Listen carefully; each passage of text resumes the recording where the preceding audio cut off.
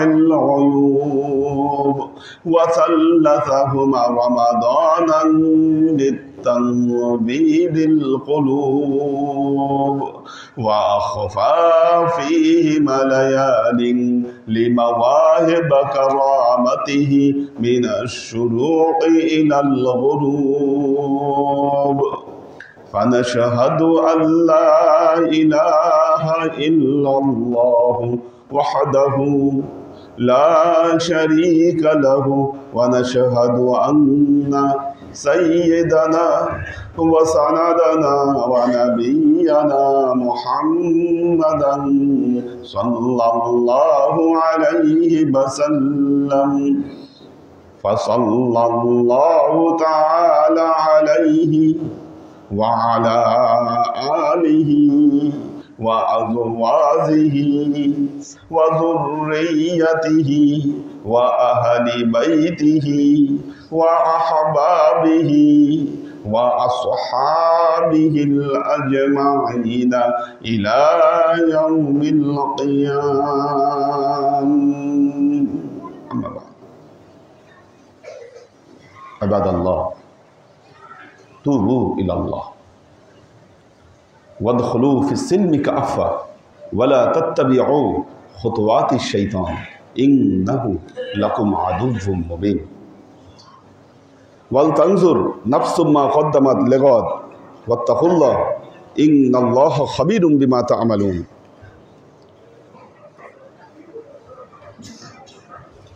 عباد الله، واعلموا أن سآتي فيكم الشهر الشعبان وفيه ليلة النصف من شعبان. وعن علي بن رضي الله تعالى عنه أنه قال رسول الله صلى الله عليه وسلم إذا كانت ليلة النصف من شعبان فقوموا ليلها وصوموا نهارها فإن الله لا ينزل إلى السماء الدنيا بغروب الشمس فيقول ألا من مستغفر فأغفره ألا من مسترزق فأرزقه ألا من مبتلئ فأعافيه على كذا وكذا حتى تطلع الفجر.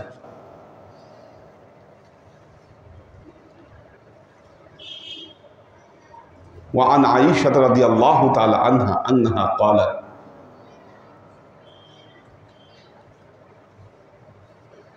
فقدت رسول الله صلى الله عليه وسلم في ليلة وهو بالبقعة فقال رسول الله صلى الله عليه وسلم أن يحيف الله ورسوله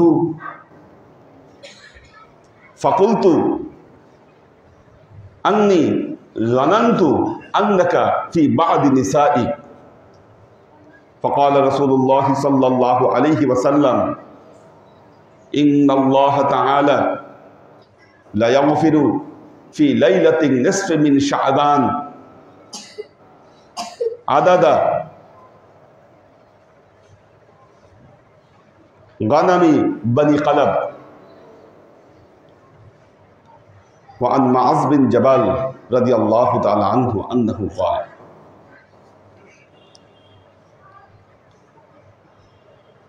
جل الله تعالى في ليلة النصف من شعبان إلى السماء الدنيا فيغفر جميع المخلوقات إلا المشرك والمشاهد.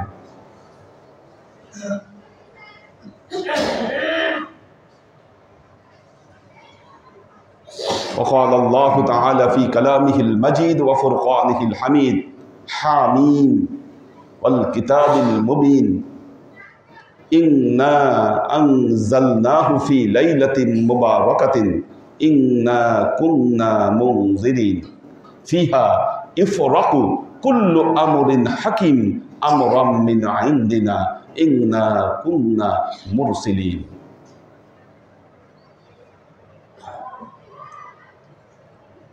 উপস্থিত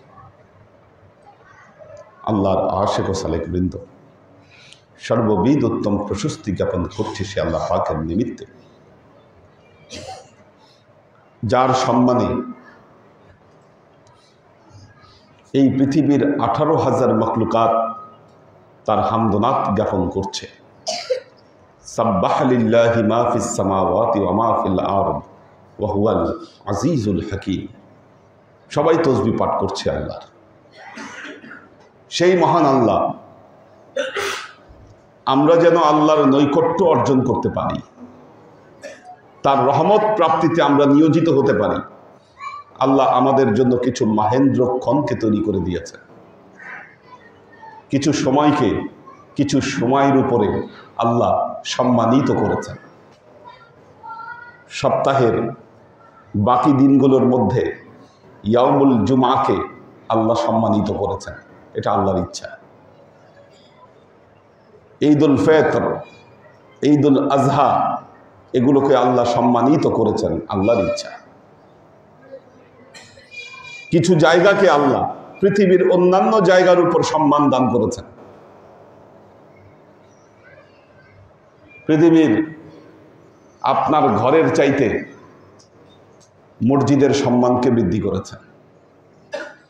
মসজিদের চাইতে মসজিদে নববী, বাইতুল মুকাদ্দাসের সম্মান আল্লাহ বাড়িয়ে দিয়েছেন। আবার এগুলোর উপর মর্যাদামান করেছেন বাইতুল্লাহর সম্মানকে, এটা আল্লাহর ইচ্ছা। এক জায়গার উপরে আরেক জায়গাকে আল্লাহ সম্মানিত করেছেন। এক মানুষের উপরে আল্লাহ আরেক মানুষকে সম্মানিত করেছেন।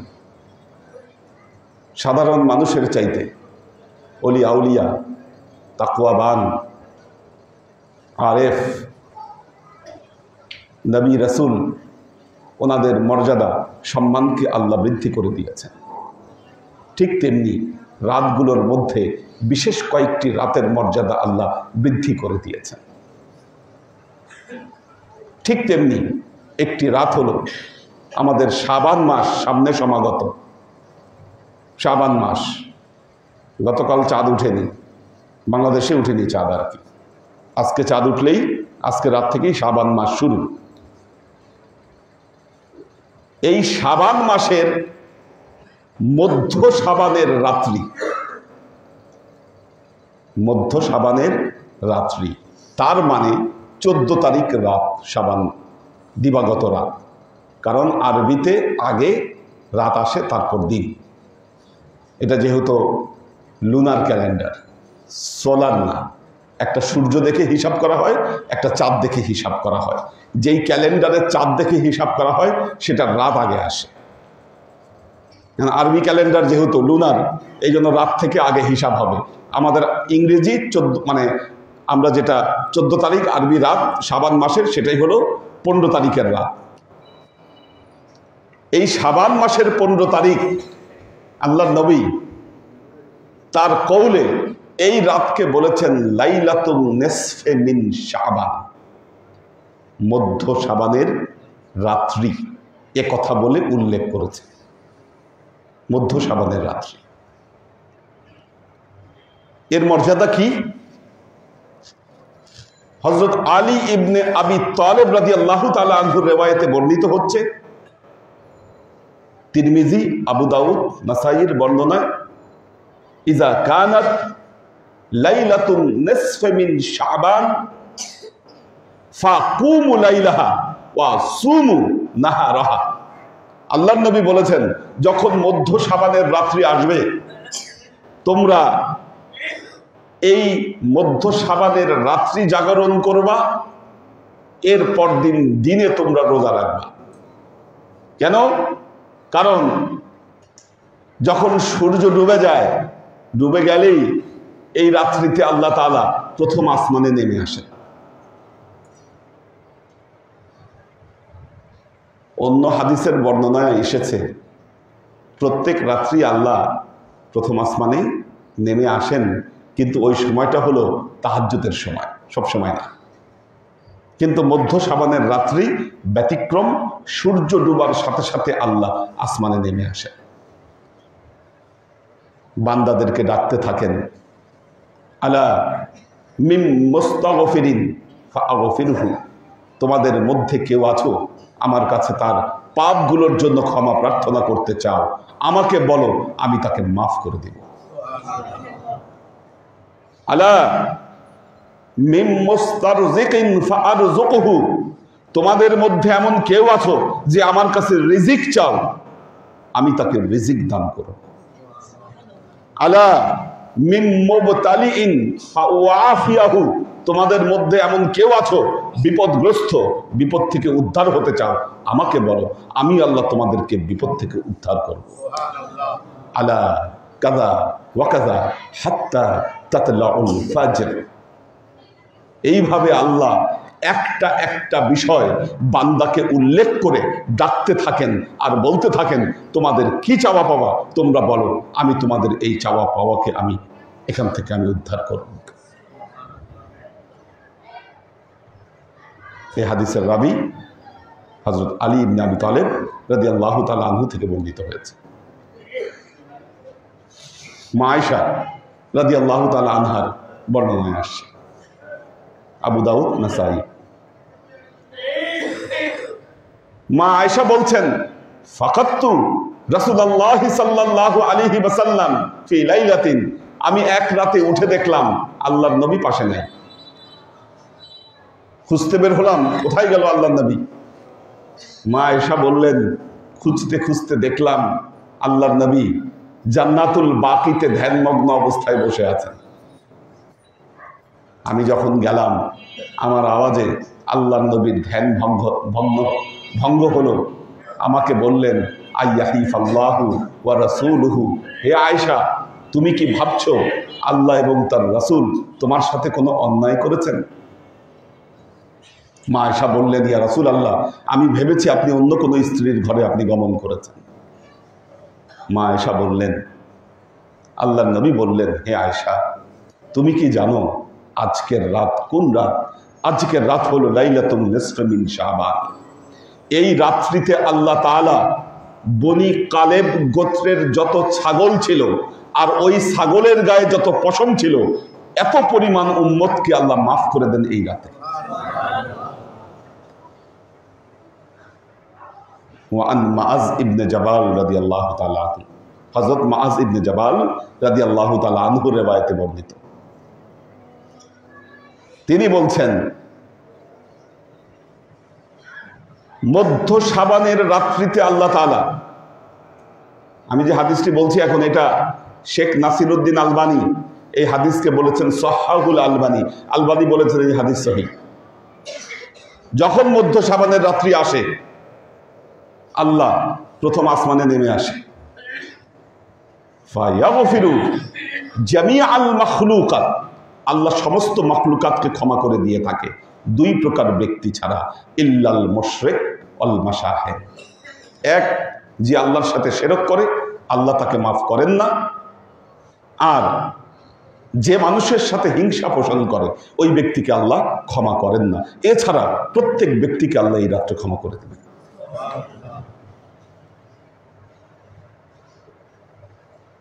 আল্লাহর আশিক ও সালেক বৃন্দ, আমরা আমাদের প্রচলিত ভাষায় এই রাত্রিকে বলে থাকি বারআত, শাবে বারআত। এটি ফার্সি শব্দ। শাব ফার্সিতে রাতকে বলে শাব। বারআত, বারআতের দুটো অর্থ। এক হলো আগের যুগে, প্রাচীন যুগে, যখন রাজা বাদশাকে ট্যাক্স দেওয়া হতো, রাজা বাদশাকে যখন ট্যাক্স দেওয়া হতো, তখন সে যে ট্যাক্স আদায় করেছে, আপনারা তো এখনো ট্যাক্স দেন, ট্যাক্সের সার্টিফিকেট দেন না গভর্নমেন্ট থেকে, ট্যাক্স আদায় করার সার্টিফিকেট আছে। তো যখন আপনি রাজার কাছে আপনি ট্যাক্স আদায় করেন, ওই সময়ও একটা সার্টিফিকেট দেওয়া হতো। ওই সার্টিফিকেটের নাম হতো বারআত। বারআত, এই রাত্রিকে বলা হচ্ছে শাবে বারাত। কেন? তার কারণ হলো হযরত ওসামা বিন যায়েদ রাদিয়াল্লাহু তাআলা আনহু রিওয়ায়াতে বর্ণিত হচ্ছে, ইয়া রাসূলুল্লাহ, এটি মুসলিম শরীফের হাদিস, ইয়া রাসূলুল্লাহ লাম আরাকা আন তাসুমা আকসারা মিন শাহরি শাবান। ইয়া রাসূলুল্লাহ, শাবান মাসে আপনি যত রোজা রাখেন নফল রোজা, অন্য কোন মাসে আপনাকে এত নফল রোজা রাখতে দেখি না। আল্লাহ নবী বললেন, ওয়াহুয়া শাহরুন ইয়াগফিলুন নাস বাইনার রজব ওয়া শাবান। আল্লাহ নবী বললেন, শাবান মাস এমন মাস, রজব এবং রমজানের মধ্যবর্তী এই মাস সম্পর্কে অধিকাংশ মানুষ গাফেল। এই মাসে বান্দার 1 বছরের আমল আল্লাহর কাছে তুলে দেওয়া হয়। ওয়া ইন্নী উহিব্বু আই ইউরফা আমালি ওয়া আনা সাইমুন। আমি পছন্দ করি, মুহাম্মদ মুস্তাফা সাল্লাল্লাহু আলাইহি ওয়াসাল্লাম ভালোবাসি, এমন মুহূর্তে আল্লাহ আমার আমলগুলোকে গ্রহণ করবেন যেই সময় আমি রোজাদার। তার মানে বোঝা গেল শাবান মাসে বান্দার 1 বছরের আমল আল্লাহ গ্রহণ করে থাকে। কি বাকি সবগুলো বর্ণনা মিলিলে আমরা নিশ্চিত হতে পারি যেই মুহূর্তে আল্লাহ বান্দার আমলকে গ্রহণ করেন এটা হচ্ছে লাইলাতুন নিসফি মিন শাবান। কি যেহেতু বান্দার আমল গ্রহণ করা হয়, এই জন্য এই রাতের নাম হচ্ছে লাইলাতুল বারআত বা ভাগ্য রজনী। আল্লাহর তরফ থেকে ভাগ্যকে নির্ধারণ করা হয়, ভাগ্য লিপিকা যেটা দেওয়া হয়। দ্বিতীয় হলো বারাআতুনের আরেকটা অর্থ হলো সম্পর্ক ত্যাগ করা। সম্পর্ক ত্যাগ করা। সূরা তাওবা, কি সূরা তাওবা শুরুই হয়েছে বারাআতুম মিনাল্লাহি ওয়া রাসূলিহি। আল্লাহ এবং তার রাসূলের সাথে সম্পর্ক ছেদ করা হলো। কি যেহেতু এই রাতে আল্লাহ 2 প্রকার ব্যক্তির সাথে সম্পর্ক ছেদ করবেন। এক হচ্ছে মুশরিক আল মাশাহিন। মুশরিক আল মাশাহিন, যে ব্যক্তি শিরক করে আল্লাহর সাথে, তার সাথে আল্লাহর সম্পর্ক নাই। যে ব্যক্তি হিংসুক, তার সাথে আল্লাহর সম্পর্ক নাই। সেই জন্য এই রাতের নাম দেওয়া হয়েছে বারাত। এটি দেওয়া নাম। হাদিসে এই রাতকে বলা হচ্ছে লাইলাতুন নিসফি মিন শাবান। পবিত্র কোরআনে যদিও এর একাধিক ব্যাখ্যা আছে, লাইলাতুন মুবারাকাতুন, বরকতপূর্ণ রাত। কি আল্লাহ নবীর সাহাবীদের মধ্যে একদল সাহাবী, শুধু একজন না, কয়েকজন সাহাবী আলোচনায় আসবে সামনের জুমায়, আজকে সময় নাই, একাধিক সাহাবী মত দিয়েছেন যে সূরা দোখানের ভেতরে আল্লাহ যে লাইলাতুল মুবারাকাতুন শব্দটি ব্যবহার করেছেন, এর দ্বারা লাইলাতুন নিসফি মিন শাবানকে বোঝানো হচ্ছে। আজকে কিছু মানুষ বিভ্রান্ত করবার জন্য আমাদেরকে বলতেছে শবে বরাত বলতে কিছু না। হ্যাঁ, আরবি ভাষার কোরআন হাদিসে যদি আপনি ফার্সি ভাষার শবে বরাত আপনি খুঁজতে যান, আপনি পাবেন না, এটাই স্বাভাবিক। কি নামাজ শব্দ কোরআনে আছে, নামাজের প্রতিশব্দ আছে আসসালাত। রোজা শব্দ কোরআনে নাই, রোজার প্রতিশব্দ আছে আসসাওম। শবে বরাত শব্দ নাই, এর প্রতিশব্দ আছে লাইলাতুন নিসফি মিন শাবান। মানুষকে ফাঁকি দিচ্ছেন আপনি, ধোঁকা। এগুলো ধোঁকাবাজি, এগুলো উম্মতে মুহাম্মদীকে ধোঁকা দেওয়ার পায়তারা।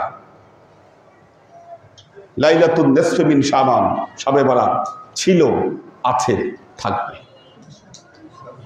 এর মর্যাদা, আমরা কি আমল করতে পারি এই সম্পর্কে ইনশাআল্লাহ সামনের জুমায় বিস্তারিত আলোচনা করব। বারাকাল্লাহু লানা ওয়া লাকুম ফিল কুরআনিল আযীম ওয়া নাফা'ানা ওয়া ইয়্যাকুম লা আয়াতি ওয়া যিকরিল হাকীম ইন্নাহু তাআলা জাওয়াদুন কারীমুম মালিকুন বাররাউফুর রহিম।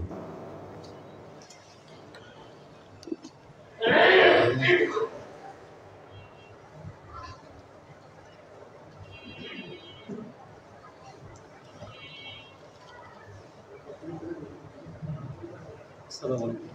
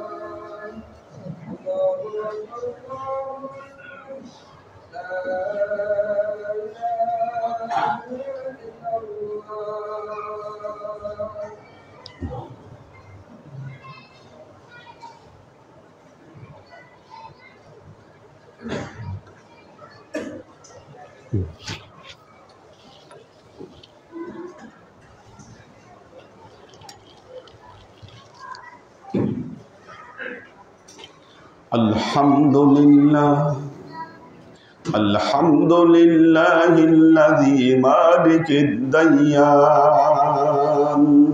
والشمس والقمر بحسبان والنجم والشجر يسجدان وفضل زمانا على زمان كما فضل مكانا على مكان فسبحان الذي جعل رجبا للاستغفار من الذنوب وسنى شعبانا لإصلاح العيوب وسلسهما رمضانا للتنوير القلوب وأخفى فيهما ليال لمواهب كرامته من الشروق إلى الغروب فنشهد أن لا إله إلا الله وحده لا شريك له ونشهد أن سيدنا وسندنا ونبينا محمدا صلى الله عليه وسلم فصلى الله تعالى عليه وعلى آله وأزواجه وذريته وأهل بيته وأحبابه وأصحابه الأجمعين إلى يوم القيامة.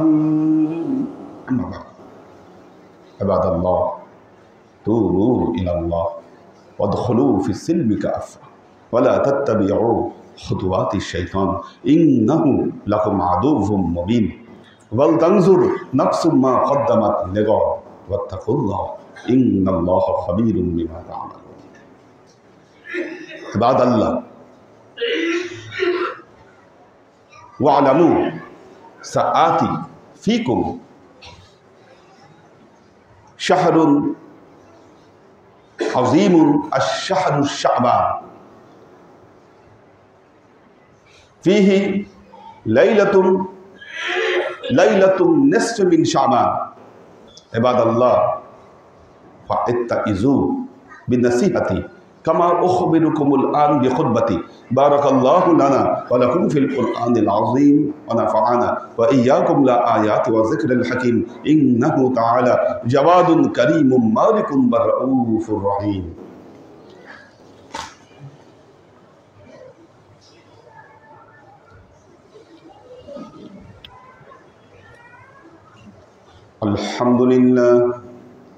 الحمد لله نحمده ونستعينه ونستغفره ونؤمن به ونتوكل عليه ونعوذ بالله من شرور أنفسنا ومن سيئات أعمالنا من يهد الله فهو المهتدي ومن يضلل فلن تجد له وليا مرشدا فنشهد أن لا إله إلا الله وحده لا شريك له ونشهد أن سيدنا وسندنا ونبينا محمدا صلى الله عليه وسلم الذي أرسله الله بالحق بشيرا ونذيرا وداعيا إلى الله بإذنه وسراجا منيرا وقال تعالى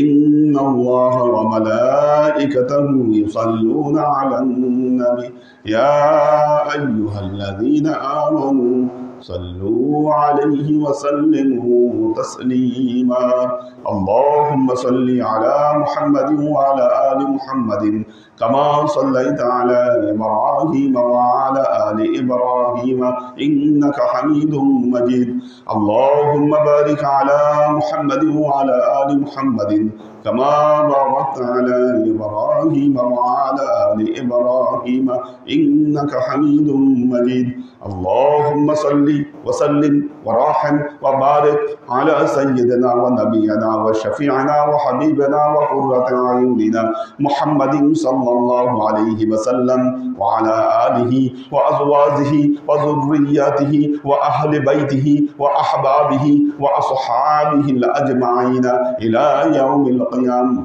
خصوصا على صاحب الصدق عامل المؤمنين أبي بكر الصديق رضي الله تعالى عنه وعلى صاحب العدل والإحسان عامل المؤمنين عمر بن الخطاب رضي الله تعالى عنه وعلى صاحب الحياء والإيقان عامل المؤمنين عثمان بن عفان رضي الله تعالى عنه وعلى صاحب الحلم والعلم والعرفان عامل المؤمنين علي بن أبي طالب رضي الله تعالى عنه وعلى تمام العشرة المبشرات والتابعين المهديين اللهم اهد أئمة المسلمين إلى سنة رسول الله صلى الله عليه وسلم اللهم اغفر أئمة المسلمين مغفرة ظاهرة وباطنة اللهم أعز الإسلام والمسلمين اللهم أت أئمة المسلمين فلاحا عظيما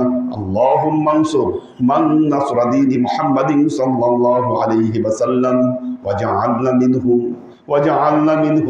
وجعلنا منهم واخذل من خذل دين محمد صلى الله عليه وسلم ولا تجعلنا منهم تعدلوا عباد الله رحمكم الله إن الله يأمركم بالعدل والإحسان وإيتاء ذي القربى وينهى عن الفحشاء والمنكر والبغي يعظكم لعلكم تذكرون فاذكروني أذكركم واشكروا لي ولا تكفرون